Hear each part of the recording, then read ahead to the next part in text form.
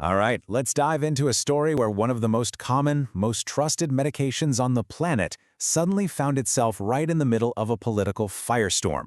It's a really fascinating look at what happens when politics, science, and public health collide in a way that, well, it affects pretty much everyone. And it all kicked off with this, just an incredibly powerful statement. On September 22nd, 2025, then-President Donald Trump gave this stark warning to pregnant women. And as you can imagine, it instantly kicked up a massive storm of debate and confusion. And that's really the million-dollar question we're digging into, isn't it? How on earth did a simple pain reliever, something in millions of medicine cabinets, become the focus of a presidential press conference? Let's get into it. Okay, so to really get to the bottom of all this, we first have to understand the drug at the heart of it. What exactly is Tylenol?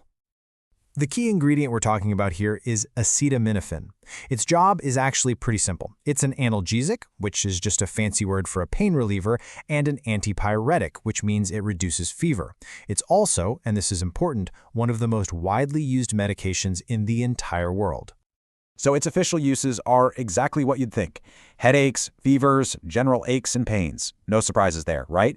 And for those very reasons, it's become a go-to for so many people. Now, this is the really crucial piece of the puzzle. For decades, acetaminophen has been the top recommendation for pregnant women. Why? Well, because other common pain relievers, like ibuprofen, generally aren't advised during pregnancy. That leaves Tylenol as the main option for treating not just pain, but also fever, which can be dangerous during a pregnancy. So with all that in mind, let's go back to that press conference that just set everything on fire. Washington, D.C., September 22nd, 2025. So you have the president, and he's standing there with his health secretary, Robert F. Kennedy Jr., a figure who, you might know, already has a reputation for questioning the established medical consensus. And they frame this announcement in these really dramatic terms. They're taking historic measures, they say, to fight a terrible autism crisis. And their main target? Tylenol. And this is where a huge gap opens up between the politics and the science. You have President Trump using this really alarming language, talking about a very increased risk. But at the same time, the advisory sent to doctors from his own FDA was way more careful, saying, look, no cause and effect relationship has been established and the studies are contradictory. Two very different messages. Well, you can bet that gap did not go unnoticed. The reaction from doctors and scientists was immediate, it was huge, and it was almost completely united in its criticism. First up was Kenvue, the company that actually makes Tylenol. They came out with a flat-out denial, saying the science just doesn't back up the president's claim. Simple as that. And this thing went global, fast. The World Health Organization weighed in, and they called the studies trying to connect the drug to autism incoherent. Now, in the very careful language of science, incoherent is a really strong, really dismissive word.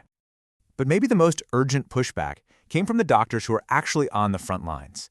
The American College of Obstetricians and Gynecologists, or ACOG, they called the announcement irresponsible and said it sent a harmful and confusing message to their patients, which was their biggest worry. And if you want to get a sense of just how frustrated the medical community was, listen to this from Arthur Kaplan, a leading medical ethicist. He did not hold back. He called the whole thing a dangerous mix of rumor, myths, bad advice, and, well, you see it right there, blatant lies. So, when you strip it all away, what are we left with? It's a straight-up clash between a political allegation on one side and the scientific consensus on the other. Let's just break down exactly what each side is saying.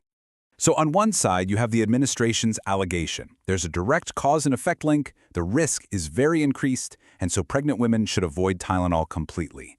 But on the other side, you have the scientific consensus saying, whoa, not so fast. No causal link has actually been proven. The studies we have are inconsistent, and this is so important. Not treating a high fever during pregnancy has its own very real, very well-documented risks for both the mother and the baby. And in the end, this whole thing really shines a light on a huge challenge for all of us today. When you have political leaders saying one thing and the scientific community saying another, how do you figure out who to trust with your health? It's a tough question, and it goes way beyond just this one medication.